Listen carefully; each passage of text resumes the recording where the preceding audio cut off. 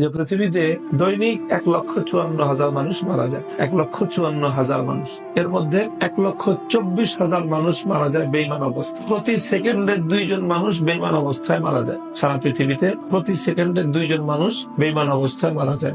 মানুষ যে কথা বলে, আমরা যে কথা বলি, সবচেয়ে ছোট যেই কথাটা, একটা বাক্য পূর্ণ মুরাক্কাবে মুফিদ, একটা জুমলা, একটা কালাম, এটা দেখা গেছে ছোট্ট একটা জুমলা বলতে সময় লাগে 7.5 সেকেন্ড। অর্থাৎ আমি একটা কথা বলতেছি, আমার একটা কথা বলার সময়ের মধ্যেই 15 জন মানুষ জাহান্নামের আগুনে পুড়ে যাচ্ছে। কারণ প্রতি সেকেন্ডে 2 জন, 7 সেকেন্ডে 14 জন, 7.5 সেকেন্ডে একটা কথা বলতে বলতে 15টা মানুষ জাহান্নামের আগুনে পুড়ে যাচ্ছে। এক একটা গ্রামে গড়ে পৃথিবীতে মানুষ বসবাস করে 2,000 মানুষ। 1,24,000 মানুষ যদি প্রতিদিন জাহান্নামের আগুনে পুড়ে, তার মানে 62টা গ্রাম প্রতিদিন জাহান্নামের আগুনে পুড়ে ছাই হয়ে যায়। 62টা গ্রাম জ্বলতেছে, আর আমরা হলাম ফায়ার ব্রিগেডের দায়িত্বে। এখন আমাদের আসলে কি করণীয়? আমাদের উচিত হলো, যেটা আমাদের হৃদয়ের দাউ দাউ করে একটা আগুন ধরা দরকার, সে আগুন হলো দরদের আগুন। আমাদের বাংলাদেশে 16 কোটি মানুষ, এর মধ্যে 14 কোটি হলো মুসলমান, আর বাকি 2 কোটি নাহাদুল্লাহ মুসলিম। 14 জন যদি দাওয়াত দিত, তো 2 জন মানুষ অমুসলিম থাকে কেন? 7 জনের ভাগে 1 জন পড়তো। তো 7 জন লোক যদি একজনের পিছনে ছুটতো দাওয়াত নিয়ে, তাহলে সেই মানুষটা জাহান্নামের আগুনে জ্বলতে পারত। সে মানুষটা জাহান্নামের আগুনে জ্বলতেছে কেন? সেই 7 জনের দায়িত্ব ছিল তাকে রক্ষা করা। এই 7 জন তো তারা আরামের ঘুম ঘুমাইতেছে, তারা মজা লুটতেছে, আর তারা বলতেছে যে বহু ধর্মের বিচিত্র বাংলাদেশ, এই বৈচিত্র্যের সৌন্দর্য ধরে রাখতে হবে আমাদের, যাতে যে যে ধর্মে আছে ওই ধর্মে থাকে।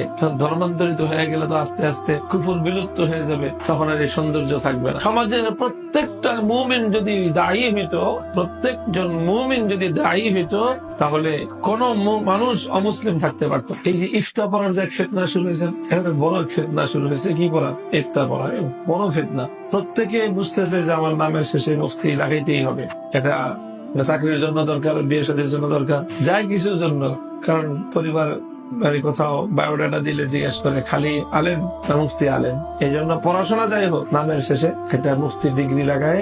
এই যে ব্যাপক ভাবে সব ইফতার পড়তেছে, অথচ আমলে গিয়ে এটা তেমন কোন প্রয়োজনীয়তা দেখা যাচ্ছে না অধিকাংশের জীবনে। এই মানুষগুলো যদি তারা দাওয়াতের উপর পড়াশোনা করে নিজেদেরকে আরেকটু প্রস্তুত করে এই কাজে যদি নামতো, তো উম্মতের বড় ফায়দা হয়ে যেত। তো যেই সরিষা দিয়ে ভূত ছাড়াবো, ওই শস্যের মধ্যে তো ভূত। যে ওলামাদের জিম্মাদারি ছিল, এটা যে ওলামাদের জিম্মাদারি ছিল। আমি তো বললাম যে প্রত্যেক মুমিনেরই তো দায়ী হওয়ার কথা। তো প্রত্যেক মুমিন যদি দায়ী হইতো, তাহলে 7 জন মুমিন একজন অমুসলিমকে দাওয়াত দিত, তো সে অমুসলিম কয়দিন আর অমুসলিম থাকছে? উল্টা দাওয়াত দিবে তো দূরের কথা, 7 জনের দাওয়াতের ঠেলায় তো সে নিজেই ইসলাম কবুল করত। বাদ দেন ইমানদারদের কথা, ওলামাদের কথা ধরেন। আলহামদুলিল্লাহ, লক্ষ লক্ষ ওলামা, প্রত্যেক আলেম যদি অন্তত দায়ী দাওয়াতিল ঈমান, তাহলে মুসলিমদেরকে যদি দাওয়াত দিত।